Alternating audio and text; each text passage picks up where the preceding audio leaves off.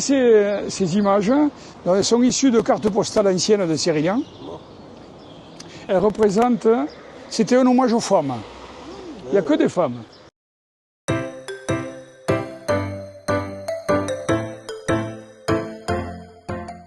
Lors d'une crue en 1907, il a été partiellement emporté par la crue. Donc en 1907 terminé, on a détruit le pont et on a dit il en faut un autre. Et on a attendu jusqu'en 1911 pour faire ce pont-là. On l'a repeint en rouge comme il était à l'origine.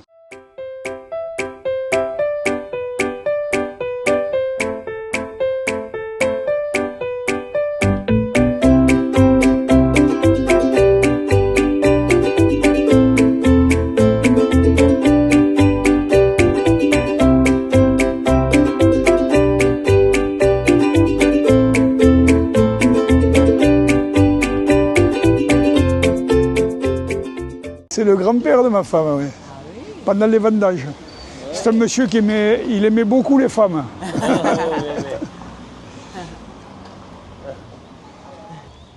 Alors là, nous rentrons dans le cœur de ville. Alors on va parler des remparts. Et nous traversons la muraille. Nous traversons les murailles. Du moment où il y a des murailles dans un endroit qui est fermé, c'était pour protéger contre les assauts. Ah, oui. Mais il n'y avait pas que la muraille. Il y avait tout autour, à l'extérieur, il y avait des fossés. Ah ouais. Il y avait des fossés remplis d'eau. Ouais.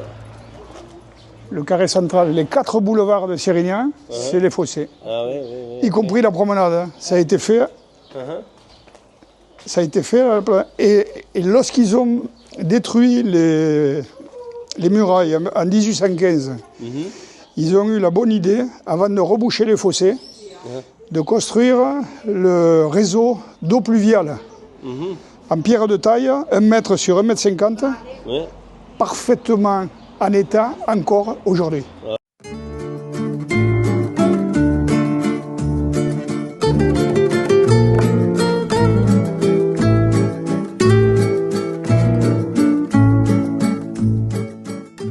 Vous ne savez pas ce que c'est que la Salanque. Il y a un village à côté de Perpignan qui s'appelle Saint-Laurent de la Salanque. Et pourquoi? Parce qu'il est entouré de marécages. Donc une salanque, c'est une zone marécageuse, humide, sur laquelle poussent des plantes d'eau salée, marécageuse mais d'eau salée, sur laquelle poussent des plantes, une seule plante, qui s'appelle la salicorne. Cette salicorne, pourquoi cette rue s'appelle d'ailleurs la rue des Salanquiers? Parce que c'était tous les gens qui habitaient là, après les pêcheurs, tous les gens qui habitaient là, ramassaient de la salicorne. Alors pourquoi ils ramassaient ça? C'était leur métier. Ils allaient à Sérignan-Plage, autour de l'étang, et ils ramassaient les salicornes. Et ils ramassaient cette salicorne, ils la ramenaient ici, et ils mettaient dans des sacs, et ils envoyaient, vous ne savez pas où? À Marseille. Pourquoi à Marseille? À quoi ça peut servir? À faire du savon. Le savon de Marseille.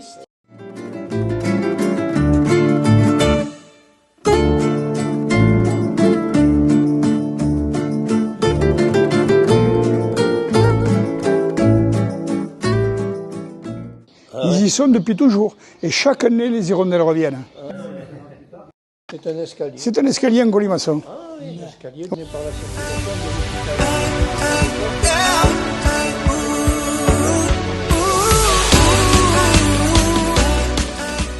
de un commerce. C'était un bazar, on va dire, dans lequel on vendait absolument de tout. C'était un peu le supermarché de la ville avant qu'il y ait Carrefour, quoi. Mais il datait de 1800 et quelques, ce commerce. Il a été acheté en 1930 par un monsieur qui a été devenu maire à la fin de la guerre. Et puis à la fin de la guerre, il est resté maire qu'un an et demi parce qu'il a dit, comme on ne peut pas plaire à tout le monde et que je perds des clients, je m'arrête. Évidemment. Et cette maison, donc, les volets sont d'origine, hein, voilà, et ce balcon. Savez-vous comment s'appelle ce balcon? C'est un nom particulier, un balcon qui est normalement il est fermé, normalement. Normalement, il doit être fermé, et il est en escroissance de la façade. Ça s'appelle un mouchard habillé. Un moucharabier.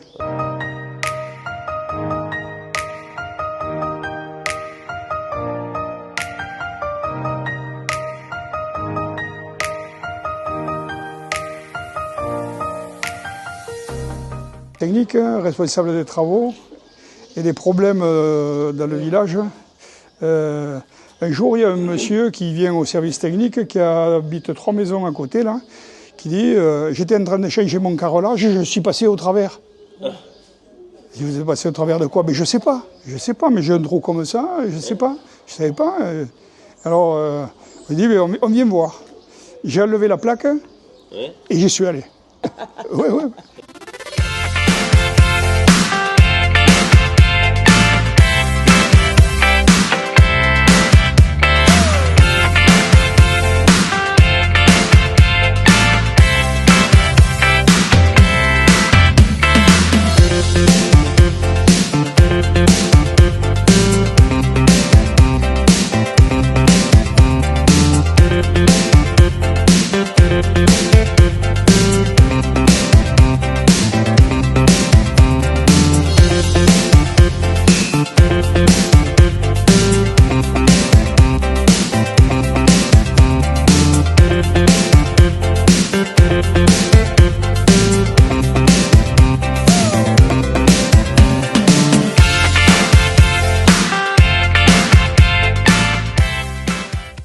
Alors comme je suis né dans une maison que je vais vous montrer qui se trouve à côté de celle-ci du Fol, là, qu'on voit, sur la gauche, je suis né, ça a été mon quartier tout petit, avant que j'aille là-bas. Je suis né là, mais j'avais devais avoir 2 ans quand on est parti au Porche, là-bas. Voilà. Mais je suis revenu souvent, parce que dans cette maison au volet bleu, il y avait une grand-mère qui habitait, c'était la grand-mère d'un copain à moi, et que je considérais comme ma grand-mère aussi. Et à l'angle de l'impasse, là, il y avait un forgeron, forgeron de l'époque. Et quand j'étais ado, je venais le voir travailler. Voilà. Donc j'ai bien connu ce quartier adolescent.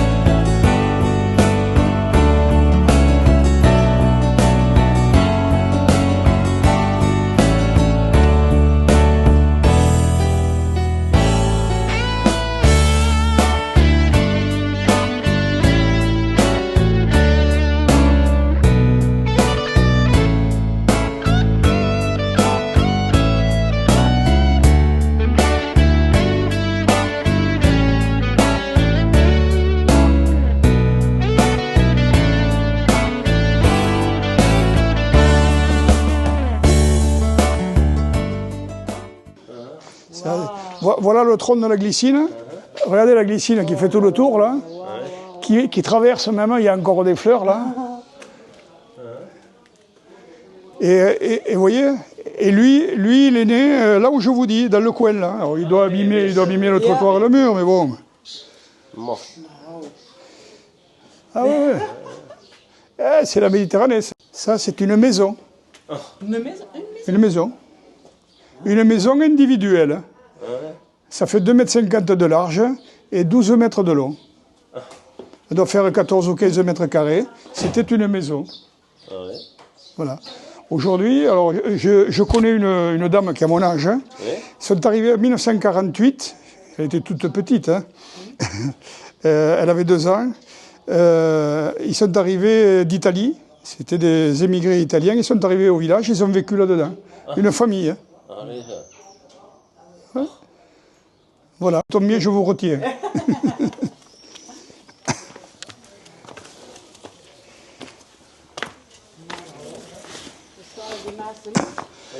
Voilà le toit de la maison. Oui, voilà.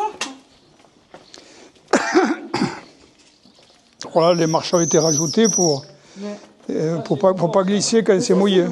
Ça, c'est...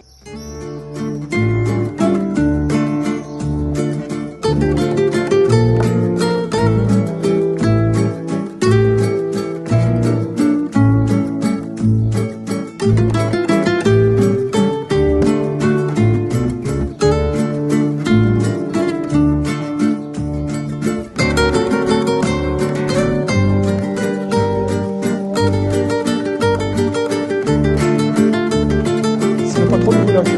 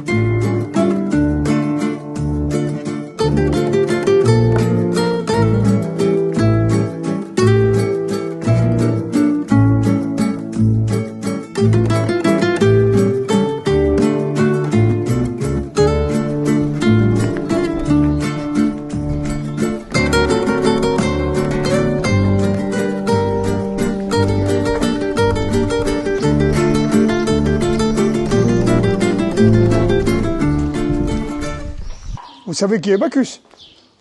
Bacchus, c'est le dieu du vin. Le dieu du vin et de la vigne. Oui. Et la prison était dans le coin là. Là, on la voit pas, la porte sous les volets bleus là.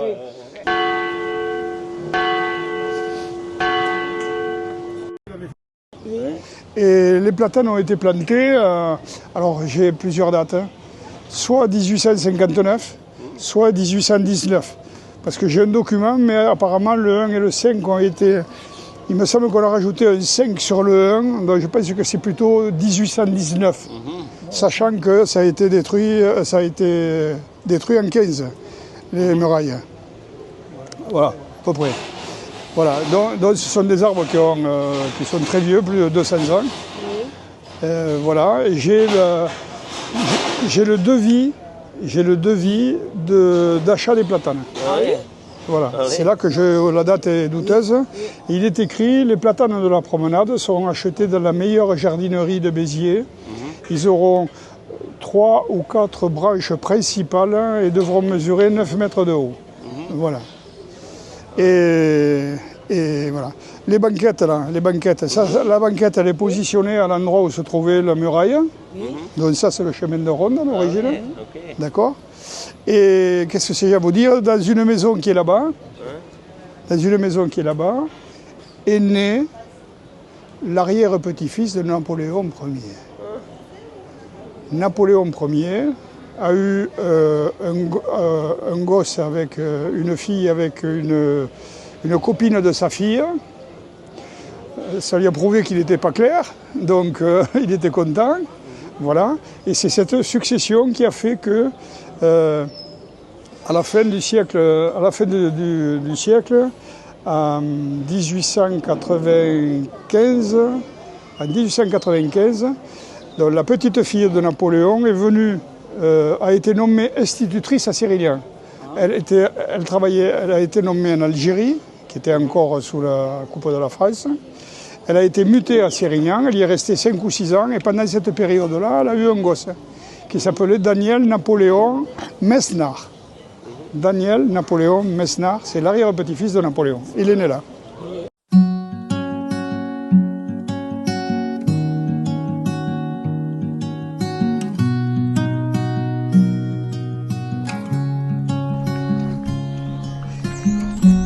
Easy come and easy go. You're an unfading star. Hop. Gentle love.